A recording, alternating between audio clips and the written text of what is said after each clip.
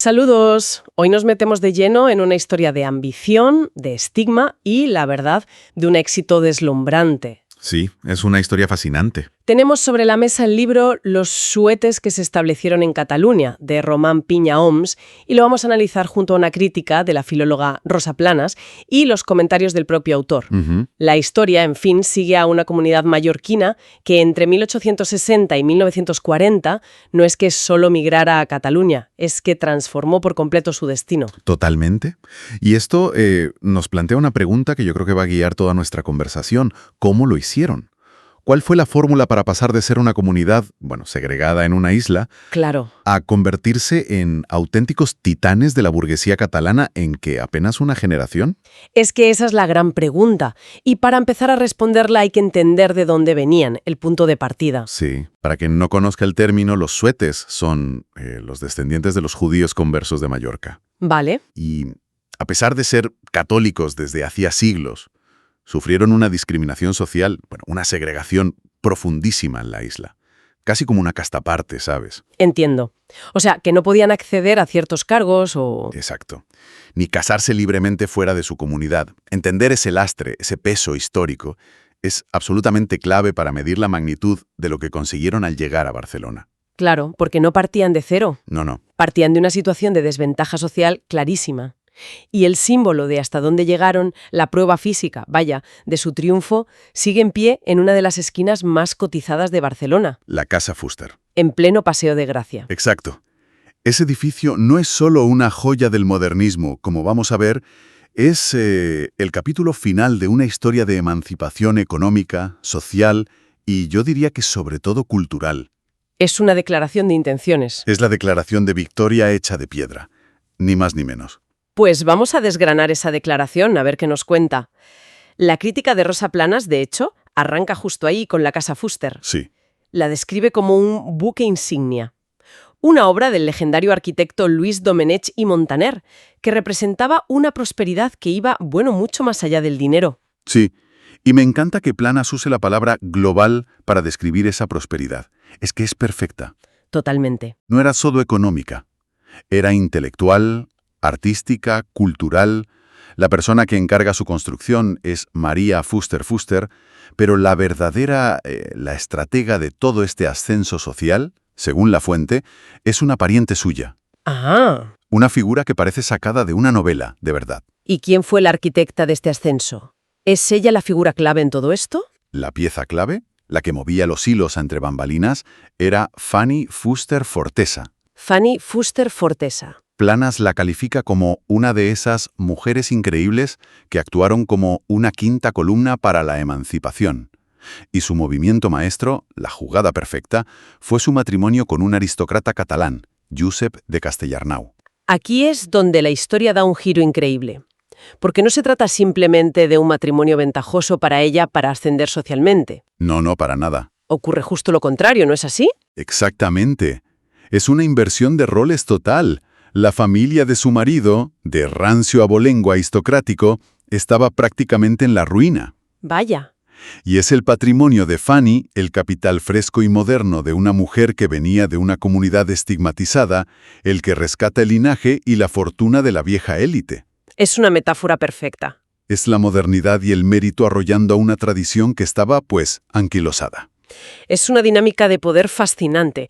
No llegaron a Barcelona pidiendo permiso, ¿sabes? Para nada. Llegaron con una solución, con un valor tangible que la élite catalana, por muy orgullosa que fuera, no podía ignorar. Claro. Compraron su entrada a las altas esferas, literalmente.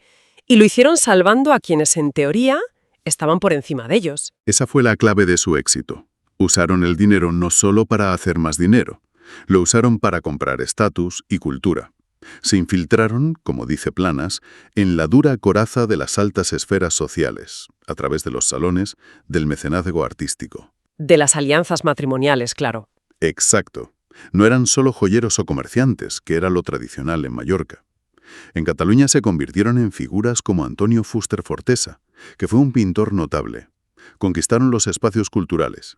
Entonces, tenemos esta historia casi épica de ascenso social, de estrategias brillantes y de símbolos arquitectónicos. Pero lo que es realmente sorprendente del libro de Román Piña Homs es que no lo cuenta como un historiador distante. ¿No? Lo cuenta desde dentro, desde el corazón de la memoria familiar. Él mismo lo dice, y la frase es un libro lleno de recuerdos. Y ese es su gran valor, su elemento diferencial. Piña Holmes no está escribiendo un tratado académico. No lo parece. Está abriendo un álbum de fotos familiar y de alguna manera compartiéndolo con el mundo. Y lo que podría ser un punto débil, la subjetividad, se convierte en su mayor fortaleza. Compartió una anécdota que lo ilustra perfectamente. Cuenta que con 7 años, los domingos después de comer, mientras los adultos hacían la sobremesa, a él lo sentaban frente a un tablero de ajedrez para que aprendiera a jugar. Ya. Y recuerda con una ternura palpable su frustración, porque él, lo único que quería era ir a jugar con una sobrina pequeña que también estaba en la casa. Claro. No es un dato histórico relevante, pero te transporta directamente a ese ambiente, a la atmósfera de esas familias. Y eso conecta directamente con lo que Rosa Planas destaca en su crítica. El libro está lleno de fotografías de archivos particulares, sobre todo del archivo del propio autor. Ujú. Planas dice que estas imágenes aportan elementos históricos, testimoniales y sensibles. Es la memoria personal, con sus pequeñas anécdotas y sus fotos en blanco y negro, la que construye un relato histórico verídico. Ya. Y subraya, y esto es importante, que este enfoque es un antídoto muy necesario contra las mistificaciones y las generalizaciones que a menudo han enturbiado la compleja historia de los suetes. Es un enfoque valiente, porque la memoria es selectiva, es emocional. Pero aquí parece que esa subjetividad es precisamente lo que le da autenticidad, ¿no? Es la historia con mayúsculas contada a través de las historias minúsculas. Totalmente. Te aleja del mito y te acerca a las personas de carne y hueso. Ves sus ambiciones, sus estrategias, pero también sus momentos cotidianos, como una partida de ajedrez impuesta a un niño que solo quiere jugar. Y lo más curioso es que este libro tan personal, tan íntimo, es una obra que casi no ve la luz. El propio autor estaba lleno de dudas sobre su relevancia más allá de su círculo familiar. Ramos y la ascensión. Ah, sí, qué rápido. Según cuenta, fue casi por la insistencia de una persona de su entorno, Mariona, que al verlo ocioso le decía medio en broma, medio en serio: «Don Román, al despacho a trabajar». Pero, una vez terminado, le asaltó la gran duda del creador. La pregunta del millón.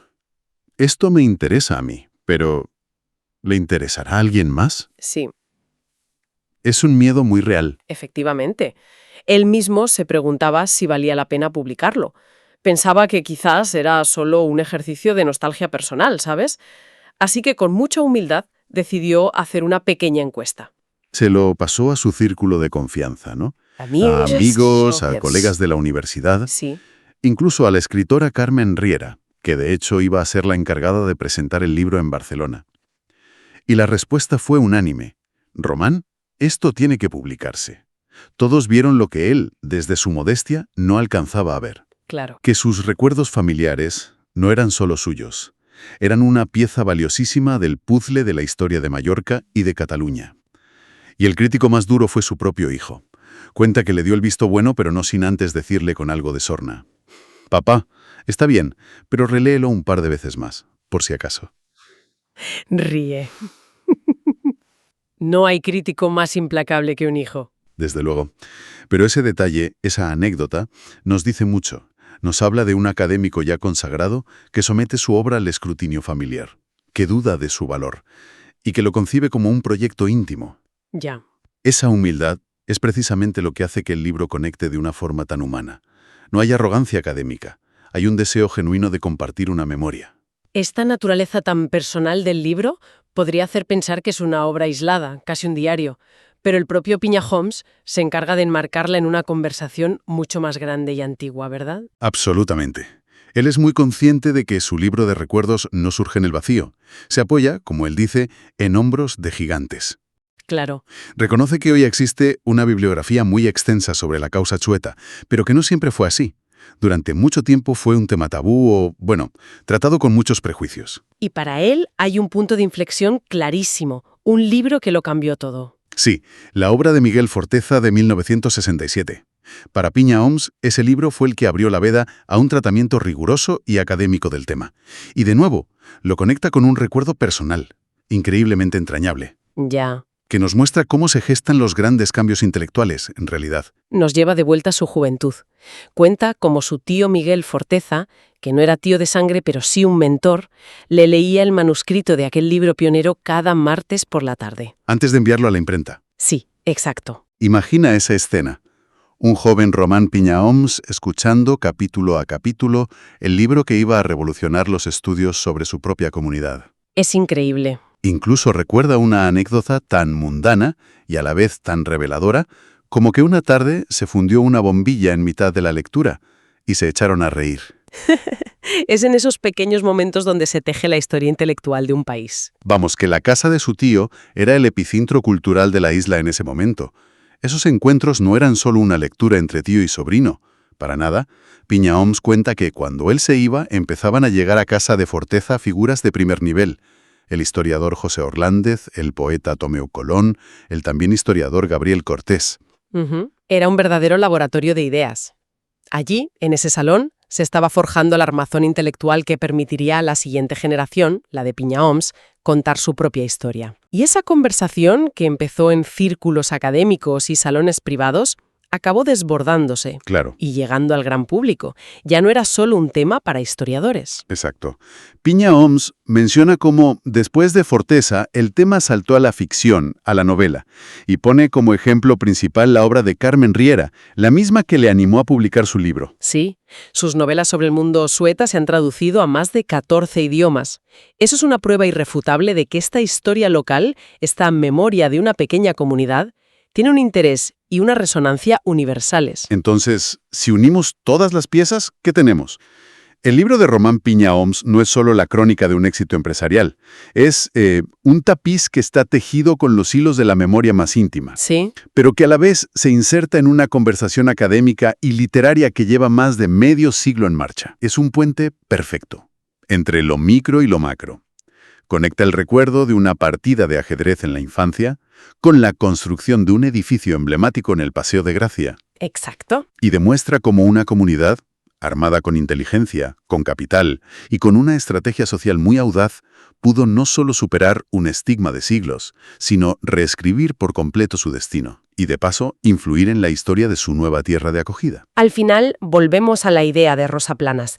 El libro utiliza los recuerdos no como un simple ejercicio de nostalgia, sino como una herramienta para construir un relato verídico y auténtico. Un relato libre de mitos. Libre de mitos, sí. ¿Sí?